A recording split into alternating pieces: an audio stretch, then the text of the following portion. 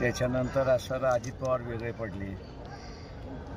BJP आपल्याच ह्याच्यामध्ये isolate झाली अशी असणारी परिस्थिती. त्याच्यामुळे त्यांनीच आता विचार करावा की त्यांचा धार्मिक प्रचार त्यांच्याच मित्रांना म्हणजे राजकीय मित्रांना आता झेपत नाही अशी परिस्थिती. अजित पवारांचं एक मोठं विधान आता समोर आलंय.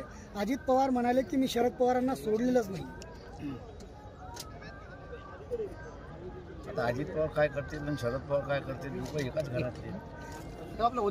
थांबा एक साहेब, केजमध्ये तुम्ही अपक्ष उमेदवाराला वंचितला पाठिंबा दिला होता, नंतर त्या उमेदवाराने एका भाजपच्या उमेदवाराला पाठिंबा दिला, त्यानंतर आपल्या पदाधिकाऱ्यांनी त्याला प्रचंड मारहाण केली. कसं बघता? माझं कोणाला उमेदवाराला मारहाण केली? होणारच आहे, त्याला काही नाही इलाज आहे. त्यांनी प्रसाद घेतला, लोकांनी त्याला प्रसाद दिला. पण रस्त्यावरती काळं फासलं त्याला काही असेल त्याच्यामुळे मला माझ्या केलेल्या कार्यकर्त्याचं मी नेहमी समर्थन करतो. त्याच्यामुळे तुम्ही माझ्याकडून असं आधी दुसरी अपेक्षा करतो.